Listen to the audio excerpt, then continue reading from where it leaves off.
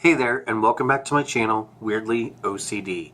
Today's video, I wanted to talk about even more ways that I stay organized at work. So I did a previous video on this topic a few weeks back and showed you different ways that I stay on top of things or try my best to stay on top of things at work. And I, over the last month or so, have come up with even more ways to kind of stay organized and keep the ball rolling and be consistent with things at work. And I wanted to show those to you today, and maybe they would help you out either at your job or whatever. So there are several different things I want to show you, and I really don't know where to start. First of all, I'll start with my planner. So this is the Clever Fox planner that I showed you quite a while back. I want to say I bought this in September, October. I had seen a teacher that I watch on YouTube. She purchased one, and I looked at it through Amazon, which is where I ultimately purchased it from, and I loved it. It had everything I wanted in a planner. If you've been watching me for a while, you know that last year I tried to kind of make my own planner with a notebook, and in the beginning it worked out for a few months, and that kind of fell by the wayside, so I don't think I'm ever going to go back to that. But this has everything I want. So really quick, first of all, the only bad thing about this planner is the little pen thing that was on the side like this broke. It's not a huge deal. I mean, I'm disappointed it broke, but it is what it is. So the first thing I want to show you is I actually have created tabs for my planner. As you can see, I've got contacts, safety information, not only just general safety information that I've written in here, but I'm also kind of like the head of safety for our district of stores at work. So I have different contacts and different information about different stores in there. I have a hiring tab here, so I know all the different steps I need to take at work when hiring people. Now that I've been promoted to assistant manager, one of my responsibilities is putting a job opening online, creating interviews for candidates, interviewing those candidates, and ultimately hiring the one I like the best. But that's kind of like a step-by-step on how to do that. And then I have another one for payroll, which is how to process our payroll so everybody can get paid, which is a nice thing. But I also wanted to show you, I'm currently on vacation from work. Today's my second day of vacation. It'll be like my fifth day of vacation when you see this. But I had a tremendous amount of stuff to do before I went on vacation. And I will say that this planner kept me on track. But I want to show you what my planner looked like the week before vacation. Yes, it is that full. And what I like about this planner is the dates are not pre-dated. So, if you accidentally skip a week and not using it, you don't have a whole page now that you can't use because it's pre-dated. You put the dates in yourself, which is what I like. But it breaks it down by days here. I just kind of tend to put little boxes next to stuff I need to do so I can mark it off as I do them. Excuse me. And on the other side, it just kind of has different things, such as this week's main goal, this week's top priorities, any notes I want to write to myself, and then I like that it also has personal to do here. So anything at home that I need to keep track of, I can write in here too. But the planner is definitely one reason or one way that I stay organized at work, and I think do a fairly good job on staying on top of things. Of course, there's things I'm going to forget about and whatnot. I'm not super employee or anything. Wish I was, but I'm not. It's real life. The next thing I want to show you is kind of a chart that I made for work. So another thing I'm responsible for at work is the overstock in our stockroom. And that is actually broken down into different sections of the stockroom based on the departments in the store. And each person in the store is assigned one of those departments to check to see if any of that overstock can go out onto the sales floor for customers. Well, I created a list of people in the store, what sections they would be responsible for checking each week, along with the procedures that they need to be done, and the order they need to be done in, and kind of like my expectations. So I created this on the same website that I make all my thumbnails for. If you're interested in checking it out, it's called Canva, CANVA.com. But this is it. Now there are first names on here, but I'm not worried because it doesn't have last names or the place of employment. But it just tells you each employee's name, and then underneath it tells you the sections that they're responsible for each week. So for instance, Alex is responsible for 12 packs and 2-liter sodas and wine. Allie is responsible for as seen on TV and technology stuff, such as like batteries, phone accessories, things like that, and cosmetics, and so on and so on.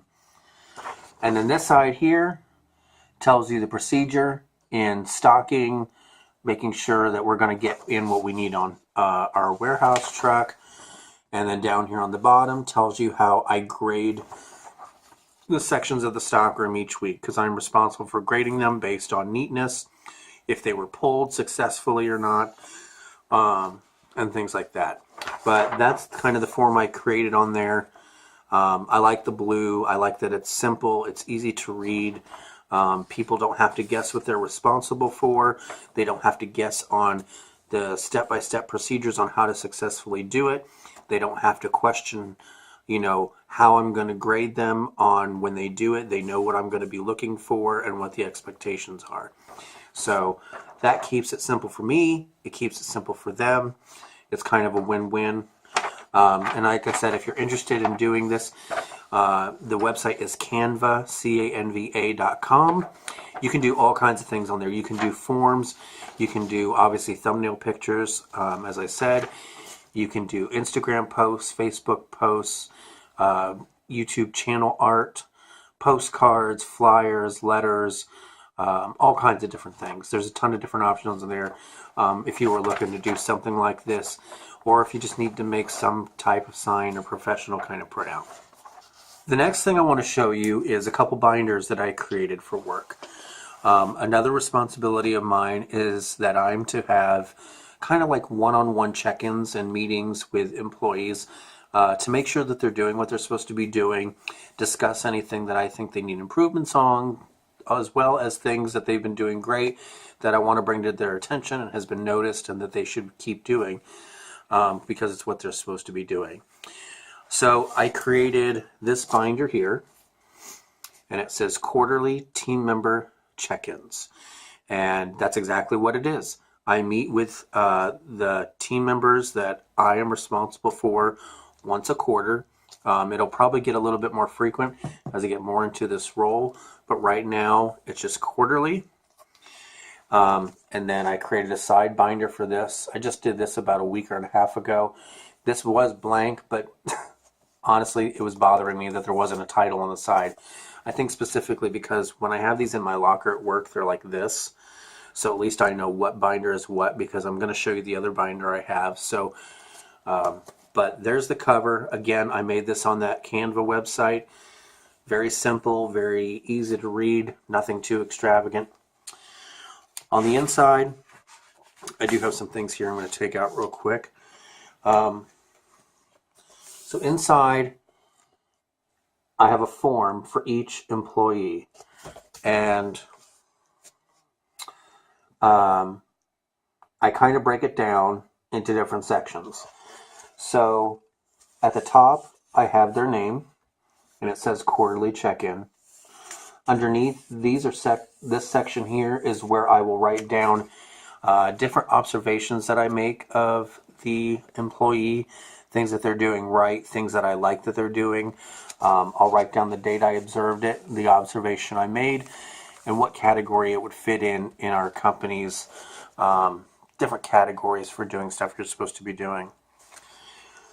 Underneath is a section called Survey Mentions, where I write down if the employee gets a call in from a customer on a compliment based on like their service or their attitude, anything like that, I'll write it down. So I write down the date that the comment was called in, the score they got. You can get a 1 to a 9, obviously 9 being best. Why they didn't do 1 through 10, I'll never know. It would make more sense to me, but it goes to 9. So I write down the score here, and then I write down the comment that the customer leaves if they do leave one. I always found that was kind of nice. It kind of was a confidence booster for employees to know that, you know, customers had called in and given them compliments on their service. Then underneath that, the next section is strengths. So these are things that I think the employee is doing really well, that I've noticed that they're doing, that I know they do, things like that. And then underneath are areas of improvement. So things that I think that they could improve upon, and hopefully they'll do it by the next time we meet together. The only other thing that I have there at the bottom is the check-in date, and then underneath my hand here, which I won't show, is where I have the employee sign that we actually did their check-in. Very simple. It lines everything up for you. I absolutely love that website. It's made creating forms and documents and things for work so much easier, because I don't have PowerPoint or Excel or anything like that on my computer. So this is great, and it's free.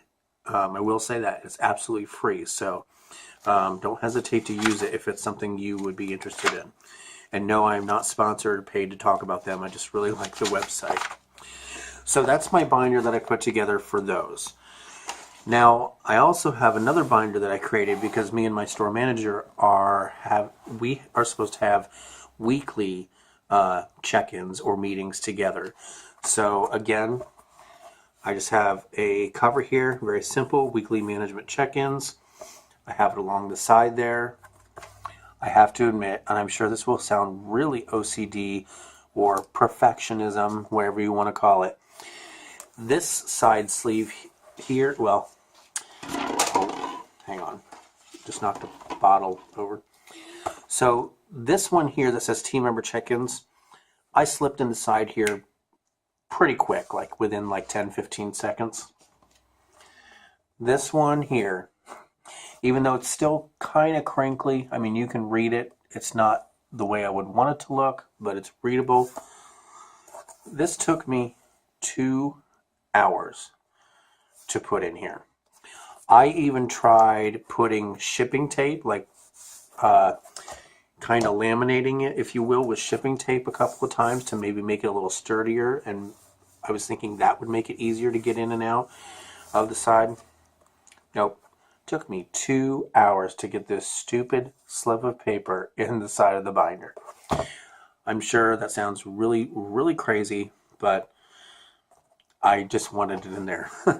So this is for me and my manager's check-ins once a week. As I said, it's very similar to my team member ones. It's just kind of a different cover. I got 2 people on this one and then 1 on here. Now this I won't open up because it has different things that me and my manager have gone over and talked about, whatnot. But basically it has things he's written down for me to do, or things I need to improve upon, or whatever, or concerns he may have. And then behind each of those is kind of what I've typed up for our next meeting as far as follow-up to any of his notes or concerns or things I need to be doing, things like that. So those binders really, really help me stay organized, and they keep everything nice and in one spot. The next thing I want to show you is something that I'm putting together for future use. I'm not using it right now because, one, I don't really need it right now, and 2, I'm still putting it together. That's going to take quite a bit of time. So, as I mentioned, I'm an assistant manager at work, and the next step for me, if I want to take it, which I do, is to become a store manager. And I want to make things as easy as possible when being a store manager. The less I can have on my shoulders, on my plate, the less stress I will have in my life. So I decided I was going to create the ultimate management how-to binder. So what I did is, once again, I got on that Canva website and I started creating forms on how to do every single thing in the store.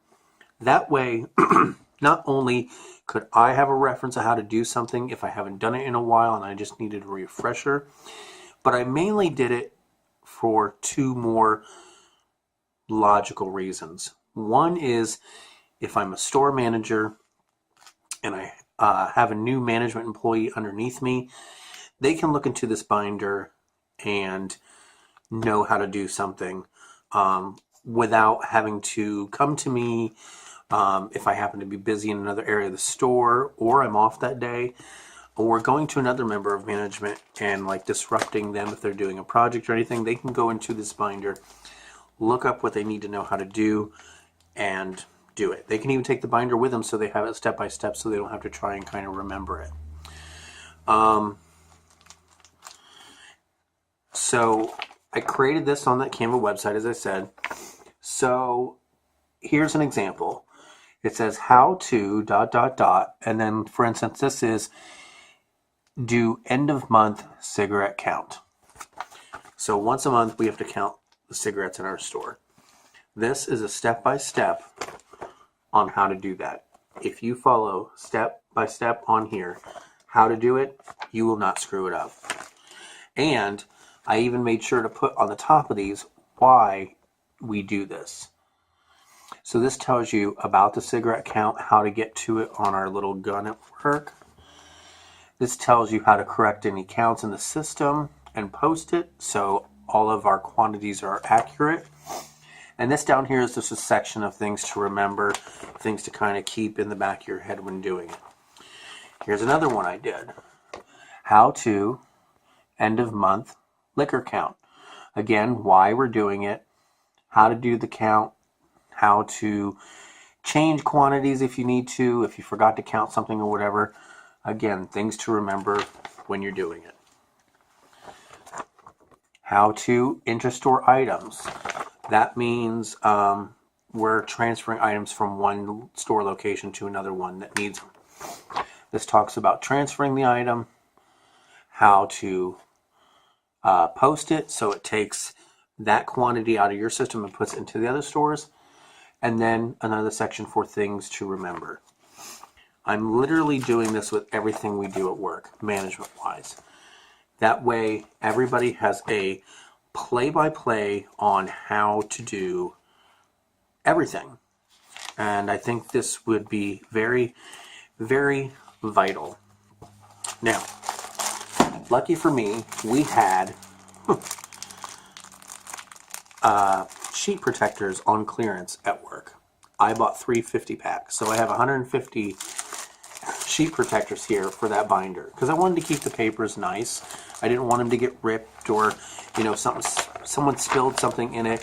It's going on here and they can wipe it off easily. It doesn't ruin the paper. Now, granted, all these papers are saved on our computer, so if I had to reprint one, I could. I'd rather not, but if I do, it's there. And it just keeps them all very nice and organized and things like that. So that's kind of an ongoing project for me. But I think once it's completely done and it's come to total fruition, it's going to be an excellent tool for if and when I become a store manager. That way you can just look through the binder and you know how to do whatever it is you need to know how to do. The last thing I want to show you is not here at home, but it is a picture I took at work. And that is a cart that I bought from Aldi's for our office. And it was to organize just a bunch of small stuff to clear up some counter space. So all of the stuff that we use for towards the end of the evening, when we're wrapping up our business day, when we need to do our bank deposit and things like that, all the different kind of stamps we have, the cash bags, envelopes, things like that, they were all up on the counter. And for the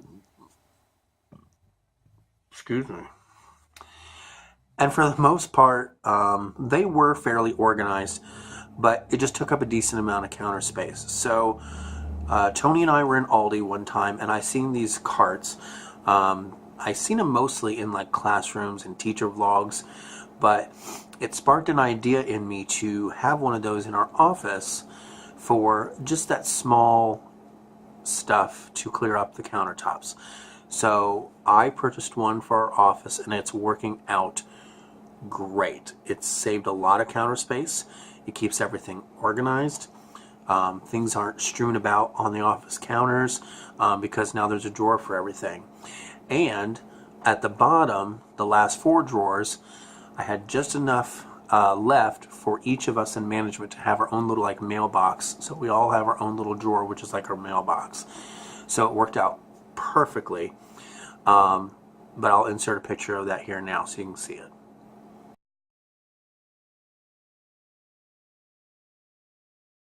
All right, and that's it. So I hope you enjoyed these different ways that I've come up with, in addition to the previous video of how I stay organized at work, how I try to stay on top of things, and make things go as smoothly as I possibly can, and as stress-free as I possibly can.